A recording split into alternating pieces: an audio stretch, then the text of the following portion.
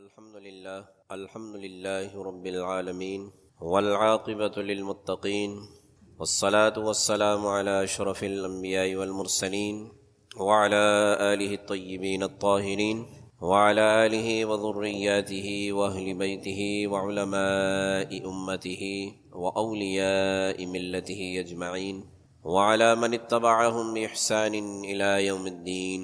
أما بعد فأعوذ بالله من الشيطان الرجيم. بسم الله الرحمن الرحيم. يا أيها الذين آمنوا اتقوا الله وكونوا مع الصادقين. صدق الله مولانا العظيم. قال الله تعالى في شان حبيبه الكريم: إن الله وملائكته يصلون على النبي يا أيها الذين آمنوا صلوا عليه وسلموا تسليما. اللهم صل على سيدنا ومولانا محمد وعلى آل سيدنا ومولانا محمد وبارك وسلم صلاة وسلام عليك يا سيدي يا رسول الله وعلى آلك وأصحابك يا حبيب الله. مولاي صل وسلم دائما أبدا على حبيبك خير الخلق كلهم محمد سيد الكونين والثقلين والفريقين من عرب ومن عجم. یا اکرم الخلق ما لمن الوذ به سواک عند حلول الحادث العمم. حمد و صلاۃ کے بعد انتہائی واجب الاحترام معزز و مکرم سامعین ذی وقار حاضرین مجلس، اللہ رب العزت کی بارگاہ میں انتہائی عجز و انکساری کے ساتھ شکر ادا کرتے ہیں کہ اللہ تعالی نے ہمیں دوبارہ جمعۃ المبارک کی عظیم اور بابرکت ساعتیں عطا فرمائی. اللہ کریم کی بارگاہ میں دعا ہے کہ ان ساعتوں کے طفیل سے ہماری تمام خطاؤں کو معاف فرمائے اور ایمان کی سلامتی کے ساتھ تمام اعمال صالحہ کو اپنی بارگاہ میں قبول فرمائے. اللہ تعالی نے انسان کو پیدا فرمایا ہے اور انسان کو پیدا کرنے کے بعد دنیا میں اس کے لیے اسباب معیشت بھی پیدا کیے جن کی وجہ سے انسان دنیا میں سروائیو کرتا ہے. اللہ تعالی نے انسان کے لیے رزق کا اہتمام کیا، اس کے زندہ رہنے کے لیے ایسی اشیاء بھی اللہ تعالی نے پیدا کی ہیں جو بطور رزق وہ استعمال کر کے اس دنیا میں زندگی گزارتا ہے. اس لیے کہ اللہ تعالی حکیم ہے اور اللہ نے ارشاد فرمایا کہ لقد خلقنا الانسان فی احسن تقویم، کہ ہم نے انسان کو بہترین شکل و صورت میں پیدا کیا ہے، انتہائی خوبصورت شکل و صورت میں. اب خوبصورتی اور اللہ کے حکیم ہونے کا تقاضا یہ تھا کہ اللہ تعالی انسان کے دنیا میں زندہ رہنے کے لیے جو اسباب ضروری تھے وہ بھی پائے جاتے. تو اللہ تعالی نے ایسا نظام قدرت بنایا ہے کہ انسان دنیا میں بعد میں آتا ہے، اس کے رزق کا اہتمام پہلے ہی کر دیا گیا. دنیا میں وہ بعد میں بھیجا جاتا ہے، لیکن جو زندہ رہنے کے اسباب ہیں، جو اس کی خوراک ہے، اسباب معیشت ہیں، وہ پہلے ہی دنیا میں اللہ کریم بھیج دیتا ہے. اسلامی معیشت کی اگر بات کی جائے تو بدقسمتی سے دنیا بھر میں اگر ہم دیکھیں تو افسوسناک امر یہ ہے کہ دنیا میں کہیں بھی اسلامی معیشت نافذ العمل نہیں ہے. سود کا لین دین، رشوت خوری، حرام خوری اور کاروبار کے وہ ذرائع، معیشت کے وہ ذرائع لوگوں نے اپنائے ہوئے ہیں جس کو اللہ تعالی نے ابتدا سے ہی، ازل سے ہی، جب سے اللہ نے یہ نسل انسانی بنائی ہے اور انبیاء کرام علیہم الصلاۃ کو اللہ نے مبعوث فرمایا ہے، تو بعض احکامات ایسے ہیں کہ جو اللہ تعالی نے ہر شریعت میں یکساں رکھے ہیں. تو مال حرام، غلط طریقے سے مال کمانا، دھوکہ دے کر، سود کے ذریعے، رشوت لے کر، لوگوں کے حقوق غصب کر کے، ایسے ہی دوسرے کے حق کو مار کر اپنے لیے مال اکٹھا کرنے کی ممانعت ہر شریعت میں برقرار رکھی گئی. تو اللہ تعالی نے اسلام میں بھی سودی نظام کو جاری رکھنے سے منع فرمایا ہے. ایسے ہی رشوت خوری کی ممانعت بھی دین اسلام میں بکثرت بیان کی گئی. حرام خوری سے منع کیا گیا، غلط طریقے سے انسان مال کمائے اور اپنے اہل و عیال کی کفالت کرے، اللہ تعالی نے ان سب سے منع کیا ہے. وجہ کیا ہے؟ وجہ یہ ہے کہ انسان اللہ کی تخلیق ہے. خالق کون ہے؟ اللہ. اور انسان تخلیق ہے. تو خالق جو پیدا کرنے والا ہے، جو بنانے والا ہے، وہ زیادہ بہتر جانتا ہے کہ اس مخلوق کے لیے کیا اچھا ہے کیا برا ہے۔ جو بنانے والا ہو، جو پیدا کرنے والا ہو، وہ زیادہ اس بات سے واقف ہے کہ میری پیدا کردہ چیز، میری تخلیق کی ہوئی چیز کے لیے کیا اچھا ہے کیا برا ہے۔ تو معیشت کا نظام اللہ تعالی نے قرآن میں، احادیث مبارکہ میں رسول اکرم صلی اللہ علیہ وآلہ وسلم کے ذریعے بیان فرما دیا ہے۔ معیشت، انسان کی جو معاشی زندگی، یہ تمام معاملات اس دائرۂ کار میں آتے ہیں کہ انسان کو رزق کے لیے کس طرح کوشش کرنی، کون سے ذرائع انسان کو اختیار کرنے، حلال ذرائع اختیار کرنے یا حرام ذرائع اختیار کرنے۔ یہ تمام چیزیں انسان کی معاشی زندگی میں آتی ہیں، کیونکہ بنیادی طور پر جب تک انسان زندہ ہے دنیا میں تو معاشی اسباب سے استفادہ کرنے کی ضرورت اس کو رہتی ہے۔ زندہ رہنے کے لیے رزق کی ضرورت اس کو رہتی ہے، اور رزق کی ضرورت پوری کرنے کے لیے اس کو ذریعہ معاش کو اختیار کرنا پڑتا ہے۔ تو یہ انسان کی ایک بنیادی صفت ہے زندگی گزارنے کی۔ تو ایسا کیسے ممکن تھا کہ جہاں اللہ تعالی نے دیگر معاملات میں انسان کی رہنمائی کی ہے تو وہ معاشی معاملات میں رہنمائی کیسے نہ کرتا۔ اب آج ہم اپنی زندگی میں دیکھیں تو معاملہ یہ ہے کہ ہم معاشی اسباب کی طرف تو زیادہ توجہ دیتے ہیں، یعنی اسباب، ان اسباب میں سے کیا ہے؟ نوکری کرنا، کاروبار کرنا، کوئی محنت مزدوری کرنا جس کی وجہ سے ہمیں اجرت ملے، یہ سب اسباب ہیں نا، انسان اپنی معاشی ضروریات پوری کرتا ہے۔ تو ہم معاشی ضروریات کو پورا کرنے کے اسباب پر تو غور کرتے ہیں، لیکن ان معاشی اسباب کے بارے میں جو رہنما اصول قرآن و سنت میں بیان کیے گئے، ان اصولوں کو ہم نے اپنی زندگی میں نہیں اپنایا ہوا۔ اب بنیادی طور پر معاشی اعتبار سے آج اگر ہم دیکھیں تو ہم میں سے ہر شخص اس بات کا شکوہ کرتا ہوا نظر آئے گا کہ میں معاشی طور پر کمزور ہوں۔ معاشی کمزوری کا رونا ہر شخص رو رہا ہے۔ جو لاکھوں کمانے والا ہے وہ بھی پریشان نظر آئے گا، اور جو ہزاروں سینکڑوں کمانے والا ہے وہ بھی آپ کو پریشان نظر آ رہا ہے۔ تو اب بات پھر گھوم کر وہیں آ جائے گی کہ اس پریشانی کے عالم میں ہم اسباب تو بروئے کار لا رہے ہیں، یعنی اس پریشانی سے نمٹنے کے لیے ہم اسباب پر غور کرتے۔ کوئی شخص ایک نوکری کر رہا ہے تو سبب ہوا نا نوکری، اپنی معاشی ضروریات پورا کرنے کا سبب کیا ہے؟ نوکری، کاروبار، اجرت، محنت مزدوری۔ تو اب ہم اسباب پر غور کرتے ہیں اپنی معاشی تکالیف کو دور کرنے کے لیے، یعنی کوئی شخص ایک نوکری کر رہا ہے تو وہ ڈبل ڈیوٹی کی طرف آ جاتا ہے اپنی معاشی ضروریات کو پورا کرنے کے لیے۔ کسی کا کاروبار محدود ہے تو اب اپنی وہ معاشی ضروریات کو پورا کرنے کے لیے، یہ جو باتیں میں عرض کر رہا ہوں نا، بڑی توجہ سے سننے والی، اس میں سے کوئی ایک نقطہ بھی اگر آپ سے ضائع ہو گیا تو پوری گفتگو آپ کے سمجھ میں نہیں آئے گی۔ تو اب کاروباری افراد اپنی معاشی ضروریات کو پورا کرنے کے لیے کیا کریں گے؟ کاروبار کو وسعت دیں گے نا۔ اسی طرح محنت مزدوری کرنے والا، دہاڑی مزدور جو کہلاتے ہیں، وہ زیادہ دہاڑی لگائیں گے، زیادہ محنت کریں گے۔ کیوں؟ کہ وہ سبب ہے معاشی ضروریات کو پورا کرنے کا۔ اب بنیادی طور پر ہم اس بات پر غور نہیں کرتے کہ یہ معاشی تنگی آ کس وجہ سے رہی ہے۔ یہ اس پوری گفتگو کا لب لباب یہ ہے۔ اگر وہ وجہ ہم نے ڈھونڈ لی، اگر وجہ ہم نے ڈھونڈ لی تو ہمارا مسئلہ حل ہو جائے گا۔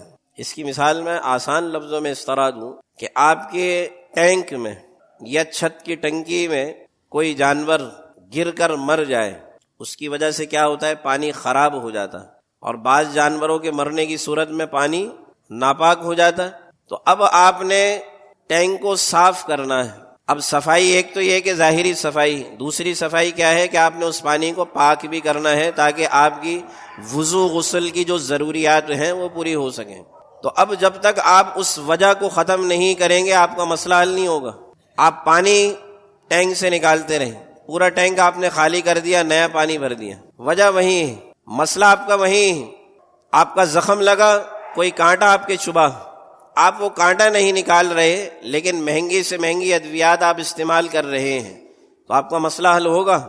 اب یہ باتیں تو ہمیں بڑی آسانی سے سمجھ میں آ رہی ہیں، لیکن معاشی مسائل میں ہم اپنی تنگ دستی کو دور کرنے کے لیے غلط فہمیوں کا شکار کیوں ہو جاتے ہیں؟ اسباب ہمارے کام نہیں کر رہے ہیں، یہ اسباب کی دنیا ہے، نتیجہ ہمیشہ اللہ کی رحمت پر منحصر ہوتا ہے۔ اب یہ آپ کو وجہ سمجھ میں آ گئی؟ اسباب کی طرف تو ہم جا رہے ہیں، لیکن معاشی تنگ دستی، معاشی پریشانی ہمیں ہو کس وجہ سے رہی، جب تک وہ بنیادی وجہ ہم نہیں ڈھونڈیں گے تو ہمارے مسائل حل نہیں ہوں گے۔ ہم گدھوں کی طرح بھی، جیسے گدھا محنت مزدوری کرتا ہے نا اور اپنے سے زیادہ بوجھ بھی برداشت کرتا ہے، تو ہم گدھوں کی طرح بھی کام کرتے رہے تو ہمارا مسئلہ حل نہیں ہوگا۔ اب قرآن مجید فرقان حمید کی سورہ طٰہٰ کی آیت مبارکہ، جس کا مفہوم میں آپ کے سامنے عرض کرنا چاہوں گا، اللہ تعالیٰ نے اس میں ایک بات بالکل وضاحت کے ساتھ بیان فرما دی ہے کہ معاشی تنگی تم پر آتی کس وجہ سے ہے۔ اب اس آیت مبارکہ کا مفہوم سننے کے بعد بھی ہم صرف معاشی اسباب پر غور کر رہے ہوں تو پھر نتیجہ ہمیں حاصل نہیں ہوگا، جیسے پہلے حاصل نہیں ہو رہا۔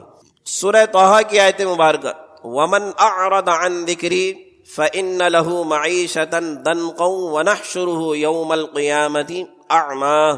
اللہ ارشاد فرماتا ہے کہ جو بھی ہمارے ذکر سے اعراض کرے تو سب سے پہلا نقصان دنیاوی اعتبار سے جو ہوتا ہے اور ہماری جانب سے جو بطور سزا دنیا میں اس کو دی جاتی ہے، وہ یہ ہے کہ ہم اس کی معاشی زندگی تنگ کر دیتے ہیں۔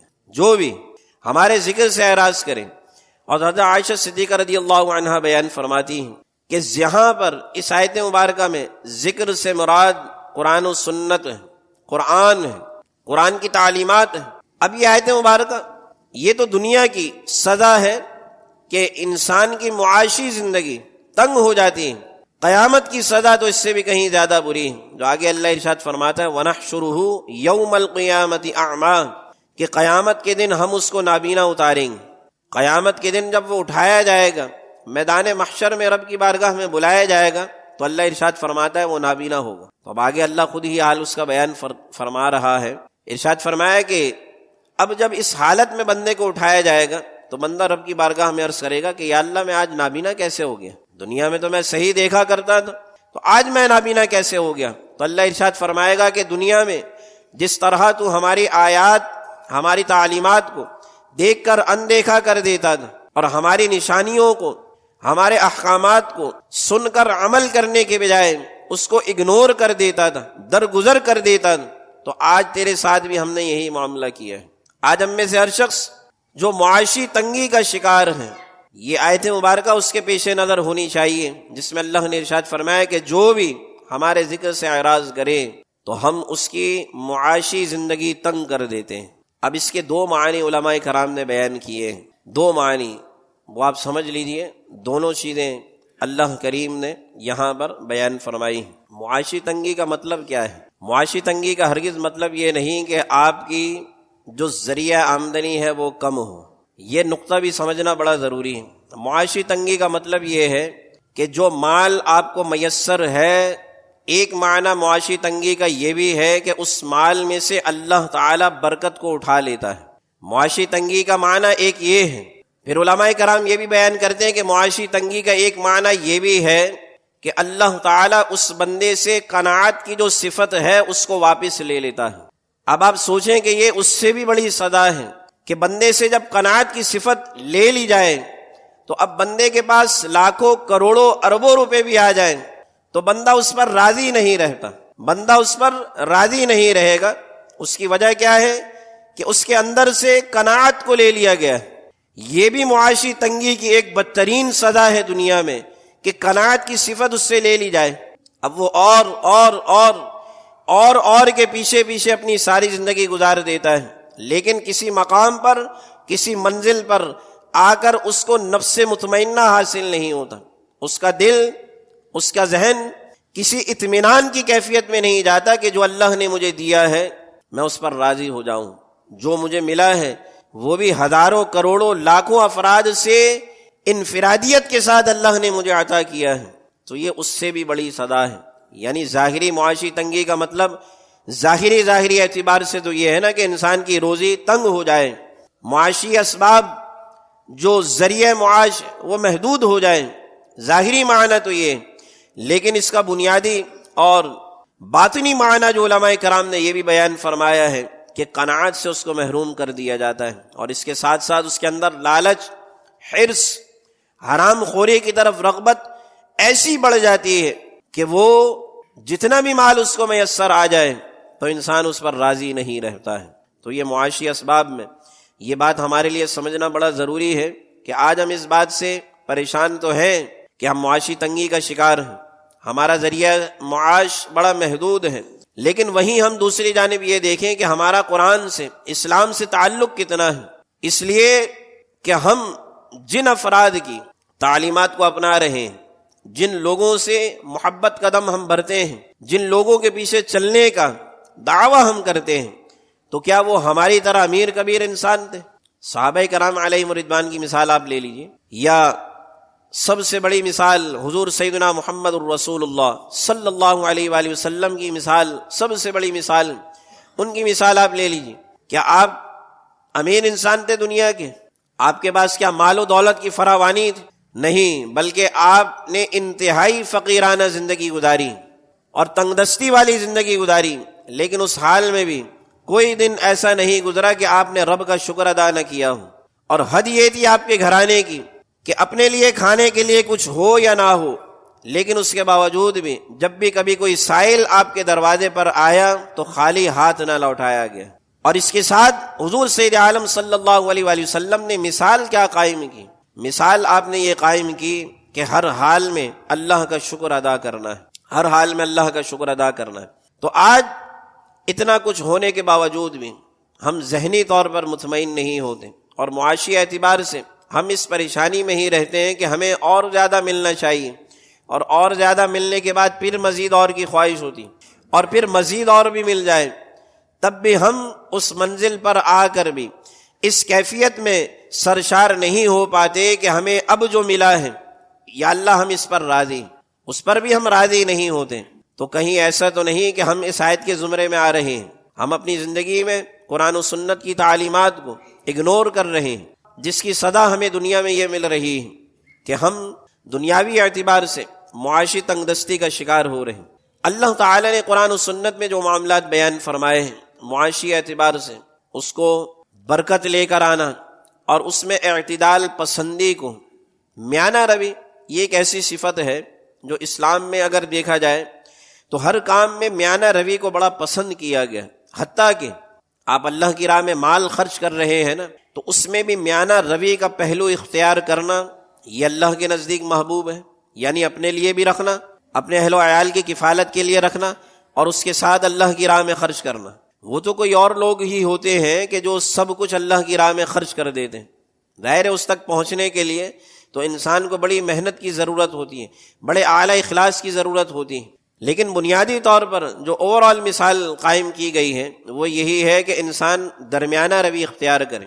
عبادت میں بھی اللہ کو یہ بات پسند نہیں کہ آپ پوری ایک رات میں نوافل ادا کرتے رہیں، دوسری رات نوافل کا پتہ ہی نہ ہو۔ جیسا کہ ہم ایک رات کی عبادت ہمیں بڑی پسند ہے نا، مشہور و معروف رات میں ہم سوچتے ہیں کہ ہم ساری عبادات اس ایک رات میں ہی کر لیں گے، اس ایک رات میں ہی ہم نے ساری عبادتیں کرنی ہیں۔ دعاؤں کے مجموعے کی بات کی جائے تو جب دعا کے لیے ہاتھ اٹھاتے ہیں تو ہم کوشش کرتے ہیں کہ ساری دعائیں بس آج کی رات ہی مانگ لیں۔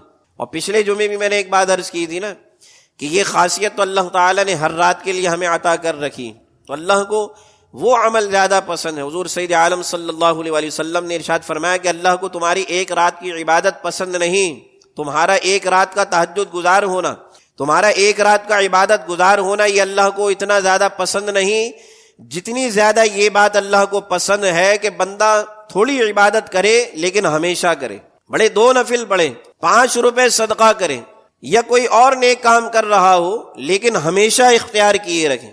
یہ میانہ روی عبادت میں بھی اللہ کو پسندیدہ ہے۔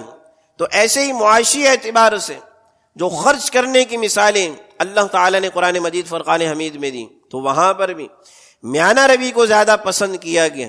اور اللہ تعالیٰ نے دنیا میں جو مال ہمیں عطا کیا ہے معاشی اعتبار سے، تو وہ کسی کے پاس زیادہ ہے، کسی کے پاس کم ہے، تو یہ مال پر تکبر کرنا، اترانا، یہ اللہ کو سخت ناپسند ہے۔ قرآن مجید کی ایک آیت مبارکہ آپ کے گوش و گزار کروں، اللہ ارشاد فرماتا ہے وَكَمْ أَهْلَكْنَا مِنْ قَرْيَةٍ بَطِرَتْ مَعِيشَتَهَا، اللہ ارشاد فرماتا ہے کہ تم اپنے مال پر، اپنی عیش و عشرت پر اترا رہے ہو، تکبر کا مظاہرہ کر رہے ہو۔ میاں یہ تکبر کس بات کا ہے؟ اللہ ارشاد فرماتا ہے کہ ہم نے تم سے پہلے کتنی ہی بستیاں ہلاک کر دی. وَكَمْ أَهْلَكْنَا مِنْ قَرْيَةٍ بَطِرَتْ مَعِيشَتَهَا، وہ ساری بستیاں ہلاک کر دی گئی تم سے پہلے کہ جو اپنی عیش و عشرت پر تکبر کا اظہار کرتی، تکبر کا مظاہرہ کرتی. آج اللہ نے اگر ہمیں معاشی اعتبار سے مستحکم کیا ہے تو ہمیں اس پر تکبر نہیں کرنا چاہیے، بلکہ ہمیں عجز و انکساری کا مظاہرہ کرنا چاہیے. اور آگے اللہ ارشاد فرماتا ہے فَتِلْكَ مَسَاكِنُهُمْ لَمْ تُسْكَن مِّن بَعْدِهِمْ إِلَّا قَلِيلًا، کہ یہ اپنی معاشی زندگی پر، عیش و عشرت پر تکبر کا اظہار کرتے تھے تو ہم نے ان بستیوں کو ہلاک کر دیا. اب اللہ ارشاد فرماتا ہے فَتِلْكَ مَسَاكِنُهُمْ لَمْ تُسْكَن مِّن بَعْدِهِمْ إِلَّا قَلِيلًا، کہ اب تم دیکھو کہ ان کے گھروں میں، جس گھر پر، جس عیش و عشرت پر یہ اتنے زیادہ تکبر کا مظاہرہ کر رہے تھے، تو اللہ ارشاد فرماتا ہے کہ اب تم دیکھو کہ ان کے ہلاک ہونے کے بعد کون ان میں رہ رہا ہے، کون ان میں رہ رہا ہے. تو آج اس دنیاوی زندگی کے لیے ہم حلال و حرام ہر چیز کی جو حد ہے اس کو پار کر دیتے ہیں، لیکن جو کچھ بھی انسان کمائے گا اس کا حساب اللہ کی بارگاہ میں دینا ہے. یہ معاشی اسباب اللہ نے دنیا میں پیدا کیے، لیکن اس کے ذرائع بھی اللہ تعالیٰ نے ہمیں بتا دیے ہیں کہ وہ ذرائع ہمیں بروئے کار لانے ہیں جو قرآن و سنت کے مطابق ہیں. اور یہ بات میں بارہا مرتبہ آپ کے سامنے عرض کرتا ہوں کہ خدا را زیادتی اور کثرت کی طرف مت بھاگا کریں، برکت کے پہلوؤں کی طرف جایا کریں. اس لیے کہ برکت اگر آپ کی روزی میں آ گئی تو آپ کی تھوڑی کمائی، تھوڑی معیشت آپ کے لیے کفایت کر جائے گی. ورنہ اگر برکت ہی اٹھا لی گئی تو قرآن کی وہ آیت مبارکہ کہ آپ پھر کسی منزل پر آ کر راضی نہیں ہو پائیں گے. تو اس کیفیت کو ہمیں سمجھنا بڑا ضروری ہے، اور حلال و حرام کی تمیز کرتے ہوئے ہم نے اپنے معاشی معاملات کو پورا کرنا ہے. اور اللہ تعالیٰ کو ایسا بندہ ہی پسند ہے کہ جو اخلاص کے ساتھ معاشی معاملات کو حق حلال طریقے سے اپنے اہل و عیال کی کفالت میں گزارے. اور ایسے بندے کی فضیلت میں ایک حدیث مبارکہ میں آپ کے سامنے عرض کروں. اللہ کے رسول صلی اللہ علیہ وآلہ وسلم نے ارشاد فرمایا کہ جو بندہ اپنے اہل و عیال کی کفالت کرے، حلال طریقے سے کرے، تو اس کا اپنی زوجہ کو کھلایا ہوا لقمہ، وہ صرف لقمہ نہیں بلکہ اللہ تعالیٰ اس لقمے پر بھی اس کو صدقے کا ثواب عطا فرمائے گا. اب یہ اجر و ثواب، یہ فضیلت ہمیں کب ملے گی؟ کہ جب ہم اپنے اہل و عیال کی کفالت حلال مال سے کر رہے ہوں. اور حلال مال سے ہم اسی وقت کر پائیں گے کہ جب معاشی طریقوں میں ان اسباب کی طرف ہم جائیں کہ جو اسباب قرآن و سنت میں بیان کیے گئے. اللہ کریم کی بارگاہ میں دعا کر دیں ایمان کی سلامتی کے ساتھ اعمال صالحہ کی توفیق عطا فرمائے. وآخر دعوانا ان الحمد للہ رب العالمین.